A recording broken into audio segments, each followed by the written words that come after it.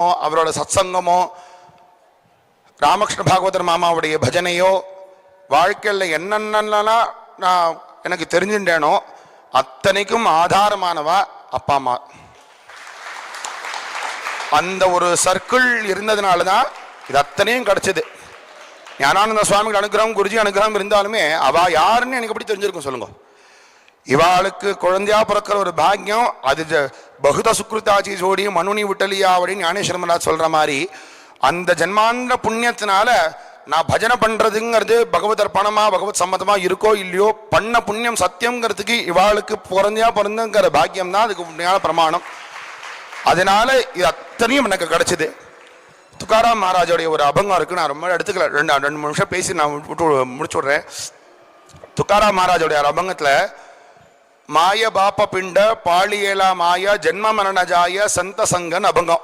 அது என்ன சொல்றாருன்னா, அப்பா அம்மாங்கிறவா இந்த பிண்ட சரீரம் சாப்பாடு சாப்பிடக்கூடிய சரீரம் இருக்கு இல்லையா, இந்த சரீரத்துக்கு குழந்தையார் கிடைச்சா பால் கொடுத்து ஆகாரம் கொடுத்து அதை நன்னா குழந்தைய வளர்த்தக்கப்புறம் ஸ்கூலில் சேர்த்து காலேஜ் குழந்தைக்கு கல்யாணம் பண்ணி கொடுத்து அந்த மாதிரி ஒரு சராசரியான உலகியலாக பார்க்கறச்ச எல்லா அப்பா அம்மாவும் எப்படி ஒரு குழந்தைக்கு இருப்பாளோ அப்படி அந்த ஒரு அப்பா அம்மாவா பேரண்ட்ஸா அந்த குழந்தைய கவனிப்பா.